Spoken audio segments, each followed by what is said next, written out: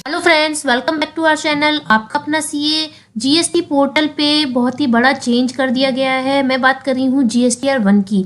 GSTR 1 की filing को पूरी तरह चेंज कर दिया गया है जीएसटी पोर्टल पे।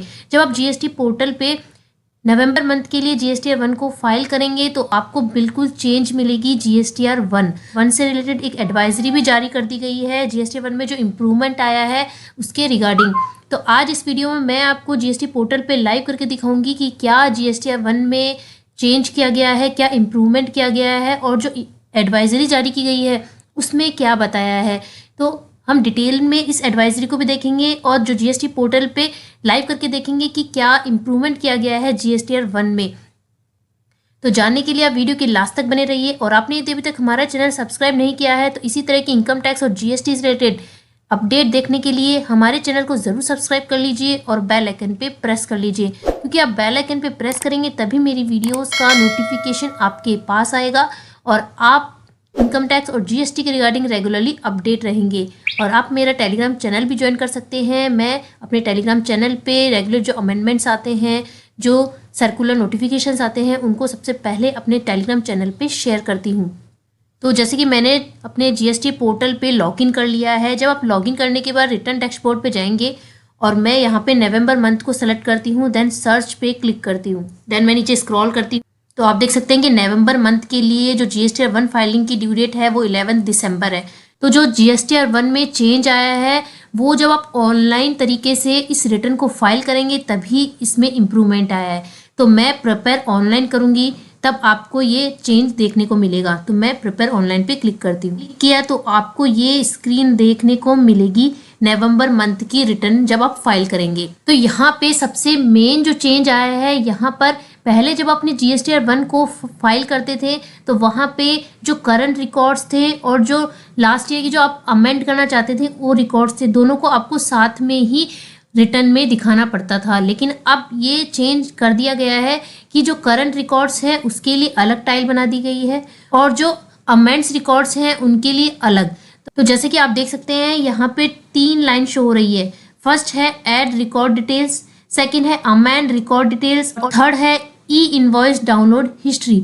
तो यहाँ पे ऐड रिकॉर्ड डिटेल्स में तो आपको जो आपका करंट डेटा है, जो आप नवंबर मंथ की जो रिटर्न फाइल करेंगे उसका डेटा आपको यहाँ पे डालना है। अमेंड रिकॉर्ड डिटेल्स में आपका कोई इनवॉइस था वो अमेंड करने से रह गया है या कुछ आप कुछ भूल चुके हैं, उसको आपको फिर से आगे की रिटर्न्स में दिखाना है, कुछ अमेंड करना है तो वो आप यहाँ पे दिखा सकते हैं। तो अब ये जो जीएसटीआर 1 में इम्प्रूवमेंट किया है ये बहुत ही अच्छा किया है कि अब ये जो अमेंड रिकॉर्ड डिटेल्स है इसको सेपरेट कर दिया गया है, क्योंकि कई टैक्स पेयर्स को ऐसे कंफ्यूज रहता था कि जब वो करंट रिकॉर्ड्स डालते थे तो अमेंड में तो उनको कंफ्यूज रहता था कि डेटा कहाँ पे हमको डालना है। लेकिन अब ये टाइल्स को अलग करने से अब आपको इजी होगा अपने डेटा को डालना। और जो थर्ड यहाँ पे लाइन शो हो रही है ई इनवॉइस डाउनलोड हिस्ट्री की, तो मैं यहाँ पे क्लिक करती हूँ तो यहाँ पे आ रहा है no file available for download. तो ऐसे टैक्स पे जिन पे ई इनवॉइसिंग जो है वो एप्लीकेबल है उनका डेटा यहाँ पे शो होगा। तो मैं जिस टैक्स पेयर की आपको ये पोर्टल पे लॉगिन करके दिखा रही हूँ उन पे ई इनवॉइसिंग एप्लीकेबल नहीं है, तो इसलिए यहाँ पे कोई फाइल अवेलेबल नहीं है डाउनलोड करने के लिए। तो आप यहाँ पे देख सकते हैं यहाँ पे ये ग्रीन टिक शो हो रहा है। जैसे आप यहाँ पे क्लिक करेंगे तो यहाँ पे लिखा हुआ है प्रोसेस्ड रिकॉर्ड्स। तो यहाँ पे जो 4th नंबर की टेबल है वो B2B इन्वॉइसेस के लिए है। 5th नंबर की जो टेबल है वो जो B2C लार्ज इन्वॉइसेस हैं उनके लिए है। तो आप इस ब्लॉक पे क्लिक करेंगे तो यहाँ पे ये जिस पर्पस के लिए ब्लॉक है उसका यहाँ पे डिटेल शो होगा। तो जैसे कि मैंने B2B इन्वॉइसेस पे क्लिक किया तो ये लिखा हुआ आ रहा है taxable outward supply made to registered person including UIN holders. Next मैंने B2C इन लार्ज इन्वॉइसेस पे क्लिक किया तो लिखा हुआ आ रहा है unregistered person where place of supply is other than the state where supplier is located and invoices value is more than 2.5 lakh। तो यहाँ पे अब आपको कंफ्यूज होने की नीड नहीं है। यहाँ पे जिसके लिए एप्लीकेबल है उसकी डिटेल यहाँ पर जैसे आप यहाँ पे क्लिक करेंगे तो वो शो होगी। देन 6 नंबर की टेबल है वो सप्लाईज एक्सपोर्ट, जो एक्सपोर्ट करते हैं उनके लिए। 7th नंबर की जो टेबल है B2C अदर्स के लिए है, ब्लैक आइकन में मैसेज आ रहा है। देन 8 नंबर का जो टेबल है उसमें नील रेटेड जिनकी सप्लाई है। 9th नंबर की टेबल में जिनका क्रेडिट और डेबिट नोट है रजिस्टर्ड पर्सन्स के लिए, 9th बी जो टेबल है उनमें जो क्रेडिट डेबिट नोट है अनरजिस्टर्ड जो पर्सन है उनके लिए। देन जो टैक्स लायबिलिटी एडवांस जो रिसीव होता है उनके लिए। 11th जो बी की टेबल है adjustment of advances. 12th number की टेबल है HSN wise summary of outward supply. और 13 नंबर की जो टेबल है वो है डॉक्यूमेंट इशूड। तो पता ही है कि अब जो HSN वाइज डिटेल डालना मैंडेटरी हो गया है। तो लेकिन अभी भी कई ऐसे टैक्स पेयर्स हैं जो अभी भी HSN वाइज डिटेल नहीं डालते हैं जब वो GSTR 1 की रिटर्न फाइल करते हैं।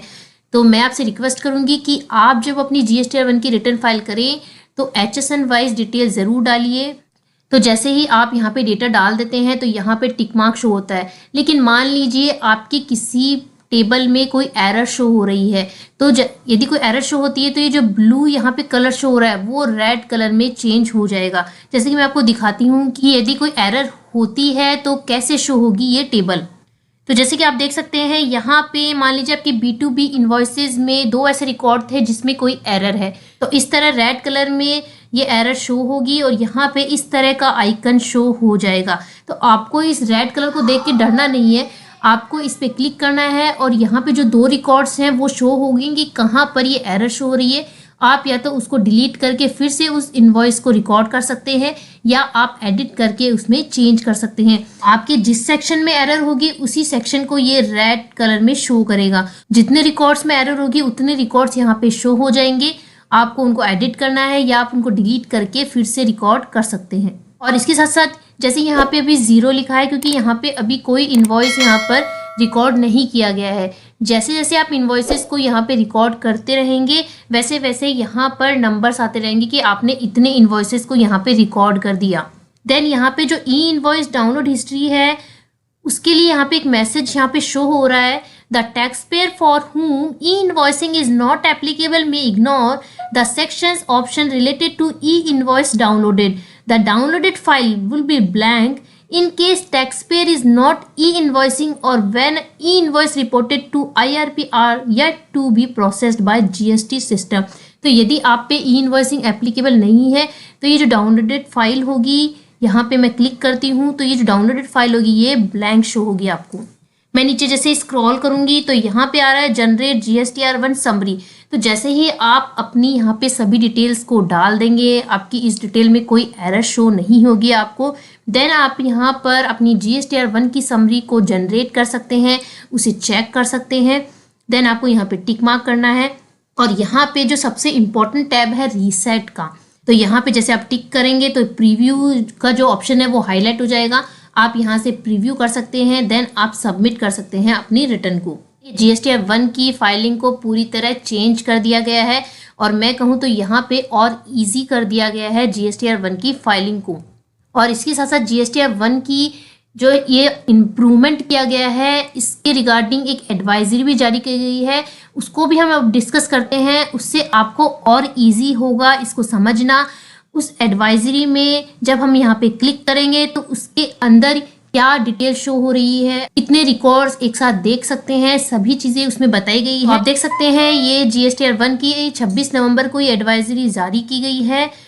तो आपको कैसे यहाँ पर इस GSTR 1 जो ये चेंज आया है उसको कैसे देखना है, तो जैसे कि मैं आपको बता चुकी हूँ कि आपको रिटर्न डैशबोर्ड पे जाना है, देन पीरियड सेलेक्ट करना है, देन आपको प्रिपेयर ऑनलाइन सेलेक्ट करना है। देन जैसे ही प्रिपेयर ऑनलाइन करेंगे तो आपको ये जो नया स्क्रीन शो होगी GSTR 1 की वो आप देख सकते हैं। अब आप यहाँ पे देख सकते हैं कि यहाँ पे एग्जाम्पल के तौर पे यह बताया गया है कि मान लीजिए आपने 42 रिकॉर्ड के इन्वॉइसेस वहाँ पे डाले हैं तो यहाँ पे 42 रिकॉर्ड्स यहाँ पे शो होंगे। B2C लार्ज इन्वॉइसेस के 5 रिकॉर्ड डाले हैं तो 5 यहाँ पे शो होगा। तो इस तरह से जितने रिकॉर्ड्स की एंट्री आपने की है उतनी यहाँ पर शो हो जाएंगे। और इसके साथ साथ यहाँ पे ये बताया है कि ये जो 4th नंबर की टेबल है B2B इन्वॉइसेस, आप यहाँ पे जब क्लिक करेंगे तो आपके सामने ये कॉलम शो होंगे, taxpayer type, process invoice, pending, errored invoice, add invoice और सर्च। तो आप यहाँ पे जो ऐड इनवॉइस का ऑप्शन है यहाँ पे जाके अपने इनवॉइसेस को ऐड कर सकते हैं। और इसके साथ साथ आप यहाँ पे डॉक्यूमेंट वाइज डिटेल भी देख सकते हैं और रिसिपेंट वाइज भी डिटेल चेक कर सकते हैं। और यहाँ पे एक फीचर और ऐड कर दिया गया है कि आप एक पेज में कितने रिकॉर्ड्स को देख सकते हैं। जैसे कि आप देख सकते हैं यहाँ लिखा है The system will now provide the record per page feature in all the tables under add record details section leading to ease of viewing. This feature will allow the taxpayer to customize number of records to be viewed on per page. By default, the record per page will be set at 10 records per page. तो एक page में 10 record होंगे और आप उन्हें increase कर सकते हैं। एक पेज में आप 50 रिकॉर्ड तक इंक्रीज कर सकते हैं। जीएसटीआर 1 की इम्प्रूवमेंट की जो एडवाइजरी है उसके साथ साथ यहाँ पर जीएसटीआर 1 और आईएएफ की फाइलिंग में आपको किन पॉइंट्स का ध्यान रखना है, कौन कौन से स्टेप्स को फॉलो करना है, वो भी यहाँ पर बताया गया है। तो यहाँ पे ये बताया है कि आपने मान लीजिए जीएसटीआर 1 में अपनी सभी डिटेल्स को डाल दिया है और अपनी समरी को जनरेट कर लिया है, और समरी को जनरेट करने के बाद आपने और कई नए रिकॉर्ड्स को ऐड कर दिया। तो जैसे ही आप नए रिकॉर्ड्स को ऐड करेंगे तो जो सबमिट और रिव्यू का बटन है वो डिसेबल हो जाएगा। तो आप यदि नए रिकॉर्ड्स ऐड कर रहे हैं समरी को जनरेट करने के बाद में, तो फिर एक बार नई समरी जनरेट कीजिए, उसी के बाद आपका सबमिट और प्रीव्यू का बटन एबल होगा। जैसे कि आप देख सकते हैं यहाँ पे लिखा है टैक्सपेयर में please note there will be change flow in such a situation in case new records have been added. The submit and preview button will be disabled till a new summary has been generated after updating records. तो आप जब अपने records को update कर रहे हैं तो नई समरी को जनरेट कीजिए, तभी आपका सबमिट और प्रीव्यू का जो बटन है वो फाइलिंग के लिए एक्टिव होगा। This check will ensure that filing of GSTR 1 IF always happen with the correct and update summary only and no mistake happen in this regard. तो आप जब आप फाइनल सबमिट पे क्लिक करें उससे पहले अपनी जो समरी है उसे जनरेट करके बिल्कुल चेक कीजिए कि वो जो समरी आपने जनरेट की है वो बिल्कुल अपडेटेड है। और इसके साथ साथ यहाँ पे बताया है कि taxpayer can upload details of outward supply and file GSTR 1 IF by following the steps enumerated below. तो यहाँ पे स्टेप्स बता रखे हैं, आप देख सकते हैं। इस एडवाइजरी को अपने टेलीग्राम चैनल पे भी शेयर कर दूंगी, तो आप मेरा टेलीग्राम चैनल ज्वाइन कर सकते हैं, मैंने उसका लिंक डिस्क्रिप्शन बॉक्स में डाल दिया है।